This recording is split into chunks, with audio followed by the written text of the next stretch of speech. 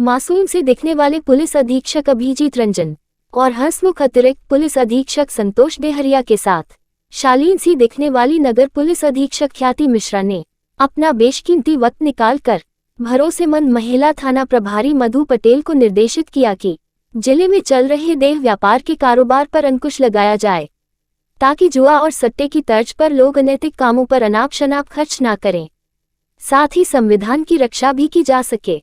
आनन फानन में महिला थाना प्रभारी ने शहर में संचालित तमाम स्पा सेंटर्स की लिस्ट तामील करवाई और एक टीम बनाकर अजाक थाने में इकट्ठा हो गई। इस टीम में रंगनाथ नगर थाना प्रभारी नवीन के साथ तकरीबन आधा दर्जन से ज्यादा पुलिसकर्मी शामिल हुए, जहां से एक बार फिर उच्च अधिकारियों से संपर्क किया गया। ये बात अलग है कि अजाक थाने के सामने चल रहा स्पा सेंटर उन्हें नजर नहीं आया, जहां चंद महीने पहले छापामार कार्यवाही की गई थी। खैर, बार बार एक ही जगह कार्यवाही करने से इमेज डैमेज का खतरा भी तो बन जाता है, लिहाजा उस सैलून को नजरअंदाज कर देने की मजबूरी सामने आ खड़ी हुई। छापामार टीम कोतवाली से अजाक पहुंची और फिर अजाक से लौटकर बरगवा आ गई। इशारा समझने में माहिर महिला थाना प्रभारी मधु पटेल ने इशारे को समझ लिया और तपाक से स्पा सैलून सेंटर पर छापा डाल दिया। हालांकि उन्होंने कार्यवाही में कोई चूक ना हो, इस लिहाज से स्पा सेंटर मैनेजर को पूरा वक्त देते हुए पहले मैनेजर मोहम्मद बाबर और उसकी हमराह अर्चना से ड्रॉज खोलने को कहा गया, जहां मुखबिर यानी फंटर का दिया हुआ 500 रुपए का 2 नोट बरामद हुआ। साथ में एक रजिस्टर भी मिला। रजिस्टर में क्या क्या मिला ये तो उच्च अधिकारी ही जाने, लेकिन उसे जब्त कर लिया गया। स्पा सैलून सेंटर के मालिक का नाम पहली बार पुलिस को पता चला, जो माधवनगर थाना क्षेत्र के अमीरगंज का रहने वाला शरीफ निकला। एक एक कमरा आराम से खुलवाया गया। पहले कमरे में पुलिस का मुखबिर योजनाबद्ध तरीके से एक महिला के साथ भजन करता हुआ पाया गया। पुलिस द्वारा दी गई दक्षिणा की राशि 500 रुपये नंबर के साथ बरामद की गई। साथ ही एक आपत्तिजनक सामान भी बरामद हुआ।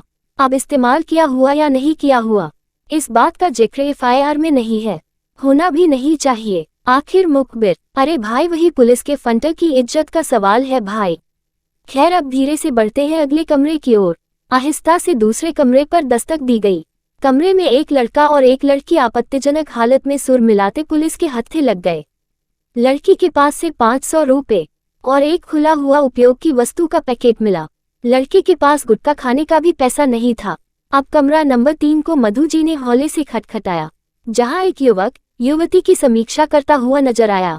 यहाँ सबसे हैरान करने वाली बात ये सामने आई कि युवक के पास एक निजी कंपनी के 2 देह व्यापार में उपयोग की वस्तु बरामद हुई और युवती के पास 500 रुपए। युवक के साथ मजबूरी ये थी कि उसके पास जहर खाने के भी पैसे नहीं थे। अब रूम नंबर 4 की बारी थी। महिला थाना प्रभारी मधु पटेल ने मधुर आवाज में रूम खुलवाया, जहां एक लड़का और एक कन्या के पास से महज एक उपयोग की वस्तु और 200 रुपए के साथ धरा गए। अब बारी थी कमरा नंबर 5 की। इस कमरे में भी एक नर नारी रास रचाते नजर आए। इनके पास से भी भिखारियों जैसे 200 रुपए और उपयोग की आपत्तिजनक वस्तु ही बरामद हो पाए। इतने बड़े अनैतिक कारोबारी के यहाँ छापे में महज 1900 रुपए बरामद हुए। है ना हैरान करने वाली बात। और उससे भी चौंकाने वाली बात यह है कि पूरे छापे में किसी भी युवक के पास से कौड़ी तक बरामद नहीं हुई। महिला थाना प्रभारी मधु पटेल ने कंगालों के अड्डे पर छापामारी का कड़वा घूंट पीते हुए सभी को थाना लेकर गईं।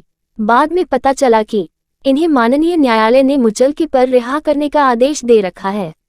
काश इस कानून की जानकारी पहले से होती तो बेवजह थाना लाने और मीडिया से नंबर और अक्यूज्ड बताने में हुज्जत करने की जरूरत नहीं पड़ती और लोग भी कानाफूसी करके पुलिस पर सवाल नहीं खड़े करते। शहर में तमाम जगह स्पा सैलून चल रहे हैं, वहां कौन सा भजन कीर्तन होता है। गांजा, भांग, धतूरे और शराब बरामदगी की पल पल खबर और सूचना देने वाले पुलिस पत्रकार ग्रुप से यह खबर क्यों नदारत रही। एक अखबार ने तो मीडिया कर्मियों का भी नाम घसीट दिया। ऐसे में मधु जी को मधुरता से इस बात का भी खुलासा कर देना चाहिए, है कि नहीं? सवाल तो उठता है। ब्यूरो रिपोर्ट, जन आवाज।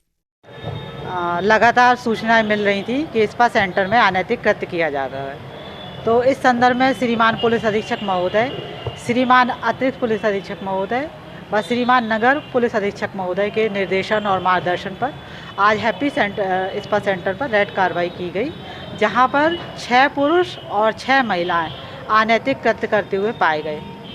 मैडम संचालक वहाँ से मिला क्या? वहाँ पे जब रेड कार्रवाई की गई तो उस दौरान संचालक वहाँ पे उपस्थित नहीं था और इन्वेस्टिगेशन की जा रही है। अगर संचालक इसमें अपराधी बनता है और उसकी जानकारी में ये कृत्य किया जाता है तो उसके खिलाफ विधि संगत कार्रवाई की जाएगी। किन किन धाराओं के तहत? पहले ये चीज़ क्लियर तो हो कि वो किस धाराओं के तहत अपराधी बनता है, तभी तो धाराएं लगेंगी ना।